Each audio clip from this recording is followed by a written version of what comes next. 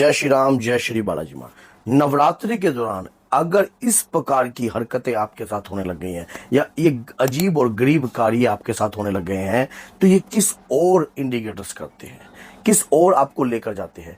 क्या वाकई में आपको कोई शक्ति प्राप्त हो गई है, या कोई सिद्धि प्राप्त हो गई है, या देवता की कृपा प्राप्त हो गई है? अब वो किस प्रकार के संकेत है, उन संकेतों से हम क्या समझें, कैसे जाने कि इन संकेतों का क्या मतलब है? क्योंकि नवरात्रि में हम पूजा पाठ तो कर रहे हैं, गुप्त नवरात्रि है, इसमें पूजा पाठ कर रहे हैं, या नवरात्रि में भी अगर हमारे साथ ऐसा कार्य होता है, या गुप्त नवरात्रि में होता है, साधना के दौरान होता है, मंत्र जाप के दौरान होता है, तो ये क्या संकेत है, कैसे संकेत? जैसा कि आपको नवरात्रि में बार बार हनुमान जी दिखाई दे रहे हैं। एक भक्त का फोन आया मेरे पास, राजेश तिवारी नाम से है, मेरठ से रहने वाले हैं, कि उन्होंने मेरे को फोन करके कहा कि गुरुजी मैंने आपसे बात करनी है और जरूरी है। नवरात्रि में मेरे साथ अजीब व गरीब हरकतें हो रही है। जैसा ऐसा लगता है कि मैं पूजा करते वक्त धरती से 1 फुट ऊपर हूं। मुझे महसूस हो रहा है मेरा शरीर बिल्कुल सुन्न हो जाता है। मंत्र जाप कर रहा हूं मैं, आपकी वीडियो को देखकर मैंने मंत्र जाप आरंभ कर रखा है। लगातार मैं 51 मालाएं दो है पर डे कर रहा हूं, और कई बार तो ऐसा है कि ये मालाएं 101 200 ऐसे भी कर रहा हूं। अब मेरे साथ कुछ ऐसा हो रहा है कि मैं अपना नाम ले रहा हूं, लेकिन मैं आपको ये बता रहा हूं कि ये अनुभव आपकी वीडियो से ही मैंने सीखा है कि किसी गुरु को शेयर करने चाहिए। तो गुरुजी मैं आपसे पूछा तो ये किस और संकेत है? देखिए क्या होता है, जब कभी भी नवरात्रि का समय हो, या शिवरात्रि का समय हो, या ग्रहण का समय हो, या फिर होली और दीपावली का समय हो, यह समय ऊर्जावान होता है। ऐसे समय पर जाप करने से आपको कहीं गुना लाभ प्रदान होता है। आपके शरीर का ओरा क्रिएट होता है, ऊर्जा बढ़ती है, आपकी कहीं गुना ऊर्जा बढ़ती है। मान लीजिए और समय पर अगर आप जाप करते हो तो उसका जो फल अगर आपको 20 पैसे मिलता है, तो नवरात्रि में 1 रुपए के बराबर मिलता है।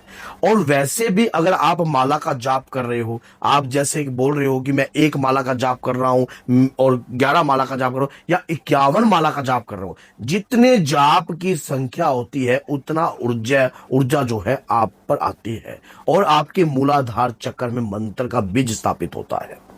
अब इस दौरान आप जिस इष्ट की आराधना कर रहे हो या जिनकी उपासना कर रहे हो, उनका स्वाभाविक सी बात है, उनका स्वभाव, उनकी कृपा, उनका तत्व आप में विद्वान होने लग गया है।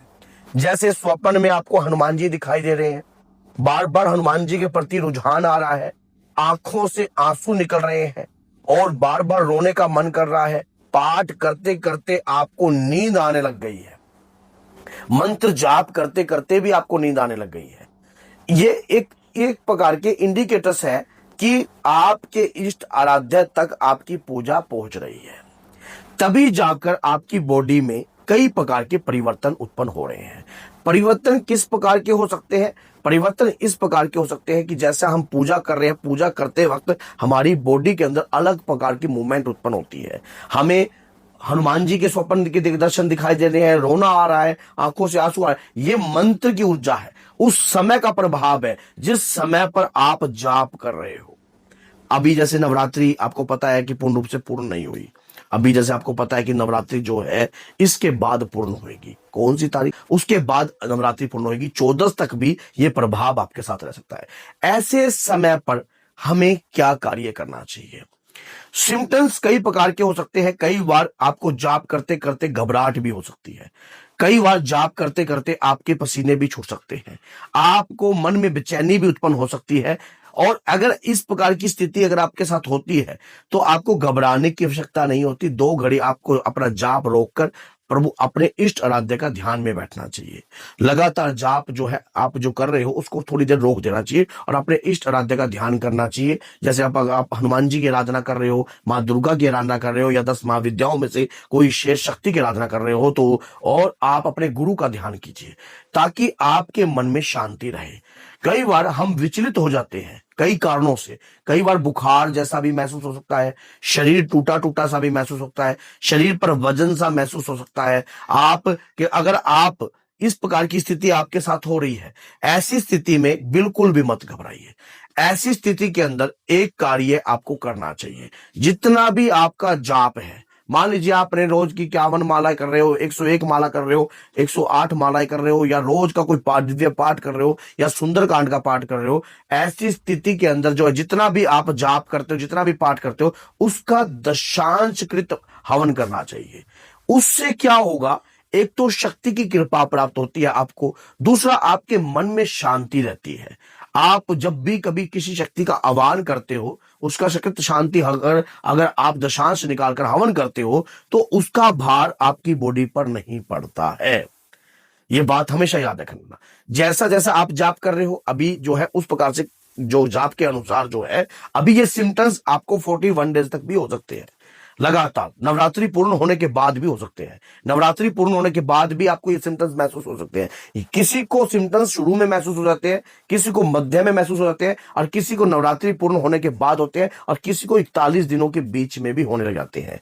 अभी कई बार व्यक्ति सोचता है कि मैंने माँ की आराधना करी है, बाबा की आराधना करी है नवरात्रि में, लेकिन मुझे आराधना का जो फल है पूर्ण रूप से महसूस नहीं हो रहा है।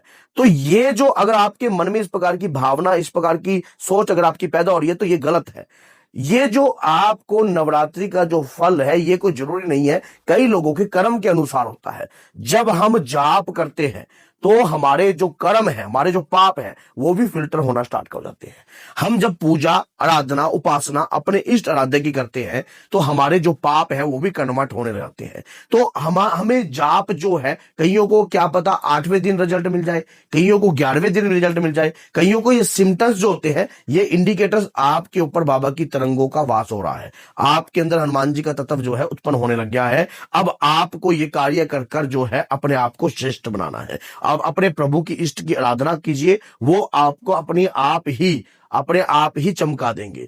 कभी भी भक्ति पूजा पाठ करने वाले व्यक्ति को कभी अहंकार नहीं करना चाहिए, अपने इष्ट की आराधना जो है निरंतर करनी चाहिए। जिस भी मंत्र का जाप आपने नवरात्रि में प्रारंभ किया है, या जो भी पाठ आपने नवरात्रि में प्रारंभ किया है, उस पाठ को लगातार जो है आपको करते रहना चाहिए। उस पाठ को कभी भी नहीं छोड़ना चाहिए। उस पाठ का इतना बहुमूल्य आपको रिजल्ट मिलेगा, कुछ समय बाद ही आप खुद ही इस चीज को अचंभे में रह जाओगे कि ये आपके साथ हो क्या रहा है। जो मैंने पूजा पाठ करी है उसका मुझे इतना तकड़ा फल प्राप्त हो रहा है। क्योंकि ये चीज कब होती है, हमें शुरुआती समय में वैसे कोई सिम्टम्स ना मिले, लेकिन धीरे धीरे हमारे कर्म के अनुसार हमें उस चीज का प्रभाव जो है महसूस होता है। 41 दिन के बीच भी हो सकता है, 41 दिन के बाद भी हो सकता है, क्योंकि जितनी माला का जाप आप कर रहे हो उसका प्रभाव तो पड़ेगा। अगर बॉडी में सिम्टम्स आएंगे। तो अगर वीडियो अच्छी लगी है और आप हनुमान जी के भक्त हो तो चैनल को सब्सक्राइब कर दीजिए, और 10 लोगों तक इस वीडियो को जरूर शेयर कीजिए। वो भी अगर हनुमान जी की नित्य भक्ति करते हैं या नवरात्रि में भक्ति कर रहे हैं, तो उनके साथ भी अगर कुछ सिम्टम्स ऐसे हो रहे हैं तो वो भी इस वीडियो से समझकर आगे बढ़ सके। तो बोलिए जय सीताराम, जय माता दी।